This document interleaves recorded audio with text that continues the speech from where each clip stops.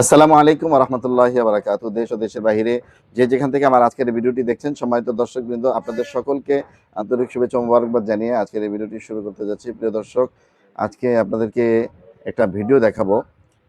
বাংলাদেশ জামাত ইসলামের এক নেতার বিরুদ্ধে ধর্ষণের অভিযোগ উঠেছে এবং যে নারীকে ধর্ষণ করেছে ওই নারী জামাত নেতার বাড়ির সামনে গিয়ে অনশন করছে, অবস্থান গ্রহণ করেছে। তাকে বিয়ে শাদী না করলে সে নারী ওই বাসা থেকে লড়তে চাচ্ছে না, এরকম একটি ভিডিও আমি আপনাদেরকে দেখাবো। অন্যদিকে জামাত নেতার স্ত্রী সে এই নারীর সমস্ত অভিযোগকে অস্বীকার করছেন, সেই ভিডিওটাও আমি আজকে আপনাদেরকে এই ভিডিওতে দেখাবো।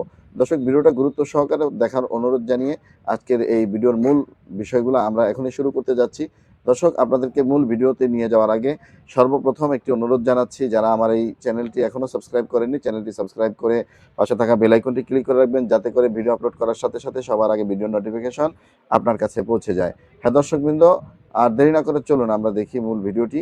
এই যে জামাত নেতার বিরুদ্ধে যে নারী ধর্ষণের অভিযোগ করছে, ওই নারীর মুখ থেকে আমরা শুনে আসি সে এই জামাত নেতার ব্যাপারে কি বলছে। চলুন ভিডিওটি একটু স্ক্রিনে দেখে আসি। আমি এখন বিয়ে করবে ও আমাকে, বউ আসছে তো আমি কি করব? আমি কি করব? সে যখন আমার সাথে খারাপ কাজ করছে তখন তার বউ ছিল কোথায়? এলনুচ অনলাইনে আপনাদের সাথে আছি আমি আসাদুজ্জামান সাজু। প্রিয় দর্শক, আপনাদেরকে জানিয়ে রাখি, লালমনিরহাটের হাতীবান্ধা উপজেলার ভবানীপুর সাপাতিয়া সিনিয়র মাদ্রাসার ভাইস প্রিন্সিপাল জামাত নেতা ফেরদৌস আলমের বাড়িতে এক মেয়ে বিয়ের দাবিতে অবস্থান করছেন 4 দিন ধরে। ওই মেয়ের অভিযোগ, আমারে বলতেছে যে আপনারা বাড়িতে দুধ খান না আপনারা? তা আমি বলছি হ্যাঁ খাই তো ভাই। তা কস্তে সাপিউল ভাই খাই? তা আমি হ্যাঁ খাই তো, সবাই খাই আমরা। কস্তে তা আমারে বললে না, ঘুমের ওষুধ কিনে দিতাম, দিলে ওইখানে ওষুধ খাওয়াই দিলে ওরা ঘুমাই থাকতো, পরে বাইরে এসে আমার সাথে দেখা করতে। এখন আমি এই ভাইরে ফোন দিছি যে ভাই এখন কি হবে? কস্তে আপনারা ওরা মাইরেই ফেলে দেবে, আপনি ওইখানে নিরাপদ পাবেন না, আপনি আমার বাড়িতে ওঠেন ফেরদৌস ভাই। পরে এখানে আসছি, আসার পরে দুপুরে মনে করেন 10টা-11টার ভিতরে এখানে আসছি আমি।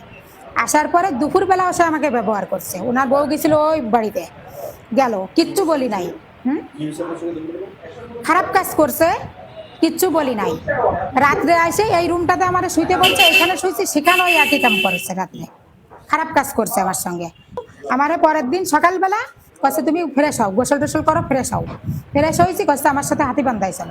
গেছি, যাওয়ার পরে এক দোকানে আমার ওইখানে বসায় রেখে ঘন্টাখানেক পরে যায় বলতেছে ফোন দিয়ে যে আমি রংপুর চলে আসছি একটা কাজে, 2 দিনের ভিতর আমি এলাকায় ঢুকবো না।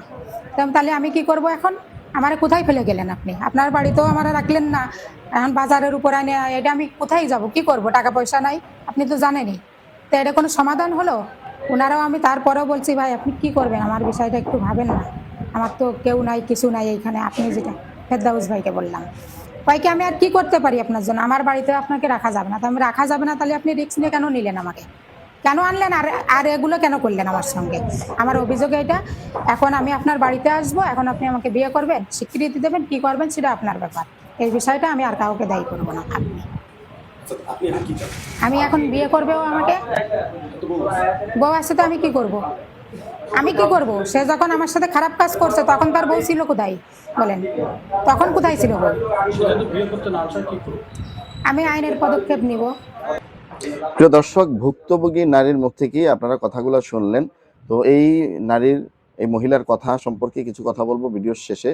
তো সেই কথাগুলো বলার আগে আরেকটি ভিডিও দেখাতে চাচ্ছি। এই যে জামাত নেতার স্ত্রী, সে এই নারীর সমস্ত অভিযোগকে অস্বীকার করলেন, তার ভিডিওটি আমরা একটু স্ক্রিনে দেখে আসি। ওনাকে ফাঁসানো হয়েছে। পরিচয় ছিল কাজীর সাথে, হয়তো তার ভালো মন্দ কিছু বোঝে নাই, ভালো পরিচয় ছিল, যার কারণে এই শাফিউল ভাইয়ের কাছে ঘটকালি করে আবার বিয়ে দিছে। বিয়ে দেওয়ার পরে এখানেও 5 বছর সংসার করছে। সংসার করার পরে এখন ওদের মধ্যে কি বুদ্ধি করছে, ওরা কিভাবে ফাঁসানোর চেষ্টা করছে আল্লাহ জানুক, ওগুলো আমি তো জানি না। এখানে ওনার হাজবেন্ড নিজে এসে রেখে গেছে যে এখানে 2 দিন থাকবে, চলে যাবে। মহিলা যে এখানে 7 দিন থেকে আছে, কোনো রিপোর্ট দিল না। আর কাল একসঙ্গে কাজী সহ খাওয়া দাওয়া করছে, কাজী রংপুরে চলে গেছে ওনার কাজে। আর এই মহিলা আপনাদের ডেকে যত অভিযোগ দিচ্ছে, মিথ্যা অভিযোগ। ফেরদৌস আলম হাতীবান্ধা ইমাম কল্যাণ পরিষদের সাধারণ সম্পাদকের দায়িত্ব পালন করছেন। ফেরদৌস আলম এই জামাত নেতার বাড়িতে একটি মেয়ের বিয়ের দাবিতে এই কয়েকদিন ধরে অবস্থানকে কেন্দ্র করে এলাকায় আলোড়ন তৈরি করেছে। প্রিয় দর্শক, আপনারা ভিডিওটি দেখলেন। এই হলো দুটা ভিডিও। প্রথম ভিডিওতে যেই নারীর সাথে জামাত নেতা অপকর্ম করেছে, অনৈতিক কর্মকাণ্ড করেছে, শরিয়া বিরোধী কর্মকাণ্ড করেছে, সেই নারীর জবান থেকে আপনারা শুনলেন যে ওই মহিলার সাথে একাধিকবার যৌন মিলন করেছে এই জামাত নেতা। এখন এই নারীর সাথে যদি এরকম অপকর্ম না করতো, তাহলে তো এই নারী আইসা তার বাসার ভিতরে ঢুকতো না।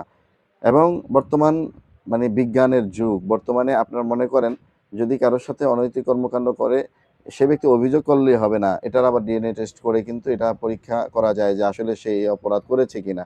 তাহলে এই নারী সেটা বোঝেন, বুঝে শুনে তারপরে তার বাড়িতে অবস্থান নিয়েছেন। তার মানে বুঝতে হবে যে জামাত নেতা যে অপকর্ম করেছে এটা কোনো সন্দেহ নাই। আর যদি সন্দেহ থাকতো তাহলে ওই জামাত নেতা অবশ্যই বাড়িতে থাকতেন, এটা সে নিজেই মোকাবেলা করতেন। সে মোকাবেলা না করে ওই নারীর উপস্থিতি টের পেয়ে সে বাড়ি থেকে পালিয়ে চলে গেছে। প্রিয় দর্শক, এবং তার স্ত্রী যেই কথাগুলো অস্বীকার করলেন, যে তার স্ত্রীকে বলছে যে না, আমার স্বামীর সাথে এরকম কাজ হইতে পারে না। কোনো স্বামী যদি এই ধরনের অপকর্ম করে তাহলে স্ত্রীকে বইলা করবে যে না, আমি এই কাজ করছি, আমি এটা করতে চাচ্ছি, এটা কি বলে কয়ে করবে নাকি? না। তা যাই হোক, এখন তারপরেও আপনাদের মূল্যবান মতামত আপনারা কমেন্ট বক্সে জানাবেন যে এই ভুক্তভোগী নারী সে আসলেই জামাত নেতার ধর্ষণের শিকার হয়েছে কিনা। এটা আপনাদের কাছে কি মনে হয়, বাস্তব মনে হয় না মিথ্যা মনে হয়? অবশ্যই কমেন্ট বক্সে জানাবেন। কিন্তু আমার কাছে মনে হচ্ছে যে না, এই অপকর্মের সাথে তিনি জড়িত, যার কারণে সে এই নারীর উপস্থিতি টের পেয়ে সে বাড়ি থেকে পালিয়ে গিয়েছে। এবং তার স্ত্রী যে তার এই অভিযোগগুলো অস্বীকার করছেন, এটাও সম্পূর্ণ ভিত্তিহীন।